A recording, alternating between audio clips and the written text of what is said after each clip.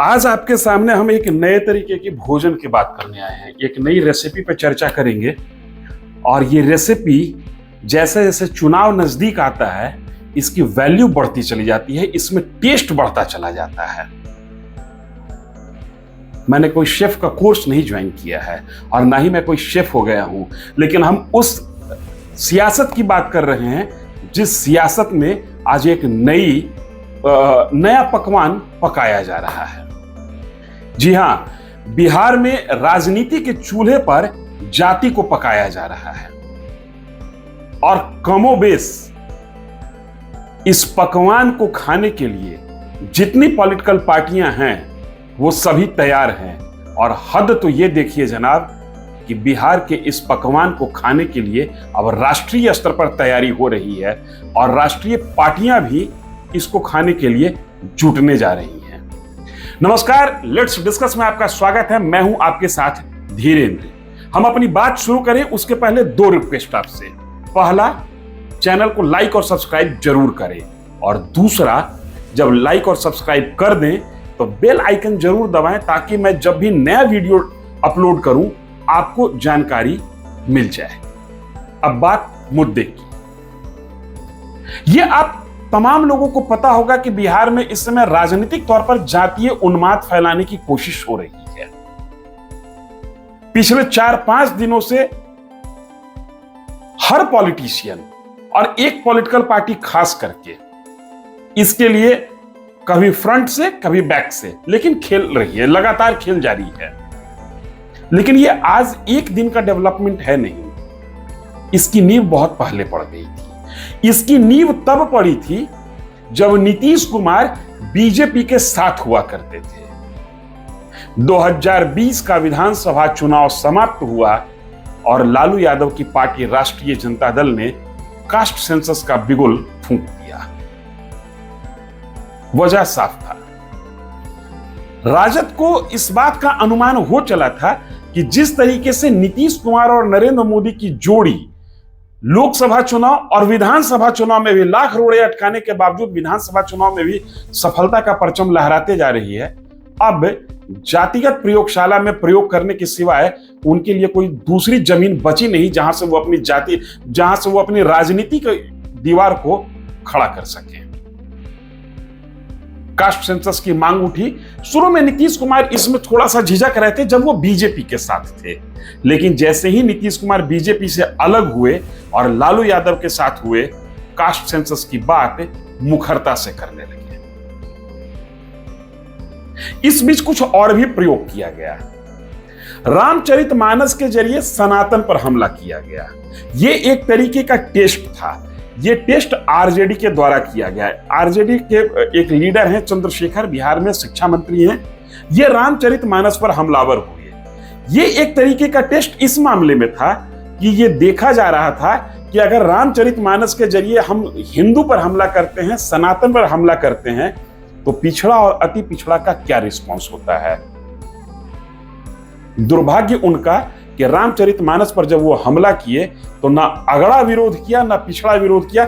दरअसल सनातनियों की जो सहिष्णुता की समझ है, जो उनके अंदर एक इनहेरेंट गुण है, अनुवांशिक गुण है, उस गुण के कारण उनका ये हथियार जो है वो बोकस निकल गया। फिर से जाति की जिन्न को खड़ा करने की कोशिश की गई। कास्ट सेंसस को लेकर जमीनी तौर पर काम शुरू हुआ। क्रिया के विरोध में प्रतिक्रिया, कुछ लोग कोर्ट गए, हाई कोर्ट ने रोक लगाया और सुप्रीम कोर्ट ने उसे जारी कर दिया। इस बीच एक और डेवलपमेंट हुआ। राष्ट्रीय स्तर पर विपक्षी दलों का एक गठबंधन बनता है। उस गठबंधन में कास्ट सेंसस की बात की जाती है और जनाब हद तो इस बात की है कि कांग्रेस भी कास्ट सेंसस की बात कर रही है। ये वही कांग्रेस है जिसने 2011 में नेशनल लेवल पर सेंसस कराया था और उस सेंसस में भी कास्ट की बात हुई थी, लेकिन रिपोर्ट जारी नहीं हुई। इसी कांग्रेस की सरकार ने कर्नाटक में कास्ट सेंसस कराया, लेकिन रिपोर्ट जारी करने का साहस नहीं किया। आज विपक्ष में है कांग्रेस और कास्ट सेंसस की बात हो रही है। रायपुर अधिवेशन में कांग्रेस ने कास्ट सेंसस की बात की और केंद्र सरकार से मांग की कि राष्ट्रीय स्तर पर जातिगत जनगणना कराया जाए। अब कहा जा रहा है कि इंडी गठबंधन की पहली रैली जो भोपाल में होनी थी, जिसे कमलनाथ के आग्रह पर रद्द कर दिया गया, वो भोपाल में न होके आने वाले दिनों में बिहार में होगी। और बिहार के गांधी मैदान से इंडी गठबंधन के तमाम नेता जातिगत बिगुल फूकेंगे और जातिगत जनगणना की बात करेंगे। ऑफ द रिकॉर्ड बात करने पर ये कास्ट सेंसस के जो समर्थक नेता हैं वो इस बात को कहते हैं कि कास्ट सेंसस एक बार हो जाने दीजिए, मंडल पार्ट 2 की लड़ाई लड़ी जाएगी। शायद वो इस बात को कहते समय भूल जा रहे हैं कि अब 1990 का दशक वाला देश नहीं रहा।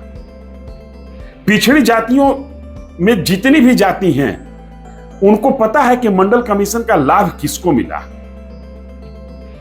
अगर कुछ एक वर्ग को ही मंडल कमीशन का लाभ नहीं मिलता तो नीतीश कुमार अति पिछड़ों की राजनीति नहीं कर पाते। अति पिछड़ा शब्द नीतीश कुमार का जन्म दिया हुआ है। इसका मतलब यह है कि जो पिछड़ों के लिए मंडल कमीशन के द्वारा आरक्षण की व्यवस्था की गई, उस व्यवस्था को 3-4 जातियां ही उस व्यवस्था का फायदा उठाई और बाकी जो वंचित जाति रह गई, उस वंचित जाति को नीतीश कुमार पहचाने और एक वोट बैंक के तौर पर खड़ा किए। नीतीश के इसी काम को राष्ट्रीय स्तर पर नरेंद्र मोदी ने कैच किया। फिर भी जाति के जिन्न को जगाने की कोशिश हो रही है। यह इसका एक पक्ष था। अब आइए दूसरा तात्कालिक पक्ष पे। राज्यसभा में नारी शक्ति वंदन अधिनियम पर बहस करते हुए राजद सांसद मनोज झा जाति की बात ले आए। ओम प्रकाश वाल्मीकि की एक कविता पढ़ी, जो कविता सीधे सीधे ठाकुरों पर केंद्रित थी। यह कविता आज के 100 साल पहले लिखी गई, जब देश गुलाम था, जब देश में जमींदारी व्यवस्था थी, या वो व्यवस्था थी जो अंग्रेजों के अधीन थी, जब सामंती व्यवस्था थी पूरे देश में। देश आजाद हुए 76 साल बीत गया। मनोज झा ये बताने में नाकाम हैं और चुप्पी साध लेते हैं कि आज ठाकुर कौन है। ये पहले वाला ठाकुर ठाकुर नहीं रहा, ये आज वाला ठाकुर कोई और है। लेकिन मनोज झा इसकी चर्चा नहीं करते हैं। वो ठाकुर शब्द को उसी रूप में दिखाने की कोशिश करते हैं जिस रूप में आज के 100 साल पहले कविता लिखी गई थी। ये एक अलग विषय है। अब आइए जातिगत मुद्दे पर किस तरीके से राजनीति के चूल्हे पर जाति को आज पकाया जा रहा है। मनोज झा ने ठाकुर शब्द पर केंद्रित एक कविता पढ़ा राज्यसभा में, और 3-4 दिन बाद मनोज झा की ही पार्टी के एक नेता चेतन आनंद, जो कि आनंद मोहन के बेटे हैं, सोशल मीडिया के जरिए मनोज झा को सुनाते हैं, लानत मलानत देते हैं और ये कहते हैं कि ठाकुर समाज इसको बर्दाश्त नहीं करेगा, हम ठाकुर समाज से आते हैं। आनंद मोहन ने पब्लिकली बयान दिया मीडिया के सामने कि अगर मैं सदन में होता तो ऐसी कविता पढ़ने वाले नेता का जीभ खींच लेता। ये कौन सा विरोध है आनंद मोहन जी? अगर आप वास्तव में मनोज झा के कविता का विरोध कर रहे हैं तो फिर आपका बेटा अभी तक राजद और विधानसभा से इस्तीफा क्यों नहीं दिया? आपका तो पहला विरोध होना चाहिए था। लालू यादव की पार्टी में रहते हुए आप विरोध कर रहे हैं, ये बड़ा ही हास्यास्पद स्थिति है। आप पार्टी में बने हुए भी हैं और विरोध भी कर रहे हैं। मैंने लालू यादव के नजरिए से देखे तो चित्त भी मेरी, पट भी मेरी। लालू यादव की ही पार्टी का वो व्यक्ति है जो कविता पाठ कर रहा है और लालू यादव की पार्टी का ही दूसरा व्यक्ति है जो उस कविता का विरोध कर रहा है। आखिर कोशिश किस बात की है? कोशिश ये है कि अगड़ों को आपस में लड़ा दिया जाए। और दुर्भाग्य देखिए, आनंद मोहन के सुर में सुर मिलाते हुए कुछ उनके जाति के नेता और मनोज झा के सुर में सुर मिलाते हुए कुछ उनकी जाति के नेताओं ने मोर्चा खोल दिया। ये मनोज झा वही हैं जो 2019 में सवर्णों को केंद्रित, या ये कहिए कि गैर आरक्षण प्राप्त लोगों को केंद्रित, जब आर्थिक आधार पर आरक्षण देने की बात हुई थी तो मनोज झा ने सदन में विरोध किया था। उस दिन मनोज झा की जाति के लोगों ने कहा था कि ये हमारी जाति पर कलंक है। पिछले 5 साल में ऐसी कौन सी उपलब्धि मनोज झा ने अपनी जाति के लिए की कि आज उनकी जाति के नेताओं ने उनके तरफ से मोर्चा खोल दिया है? कोई उपलब्धि नहीं है। हकीकत यह है कि सब बिके हुए हैं, सब बटे हुए हैं और बांटने की राजनीति कर रहे हैं। अभी सवर्णों के दो जाति को लड़ाने की बात हो रही है, बात आगे बढ़ेगी, इसको सवर्ण बनाम पिछड़ा, अति पिछड़ा, दलित, महादलित, इसमें तब्दील कर दिया जाएगा। इसलिए मैं आज अपने इस वीडियो का टाइटल रखा, राजनीति के चूल्हे पर जाति का पकवान। बिहार वो प्रयोगशाला है जहां पर जाति को पकाया जाएगा। कांग्रेस भी इस पकवान को खाने के लिए और पकाने के लिए आतुर है। जरी माने हद देखिए कि नारी शक्ति पर, नारी को, महिला को 33% आरक्षण देने के लिए विधेयक लाया जाता है। आप विधेयक के समर्थन में भी हैं और आप विधेयक के विरोध में भी हैं। शायद अभी तक नेताओं की समझ यही है कि जनता मूर्ख है, चाहे जैसे हो इसको घुमा सकते हो।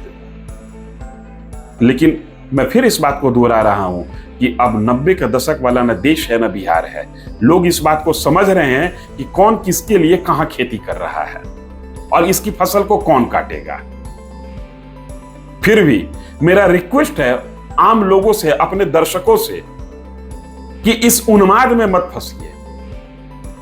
आप अपने लक्ष्य के प्रति केंद्रित रहिए। अगर आपको विकास चाहिए तो फिर उस पार्टी को, उस नेता को वोट कीजिए जो विकास की बात करता हो। राजद में भी कई ऐसे लोग हैं जो डेवलपमेंट केंद्रित पॉलिटिक्स करते हैं, जो सोशल हार्मोनी केंद्रित पॉलिटिक्स करते हैं। इस वीडियो में इतना ही।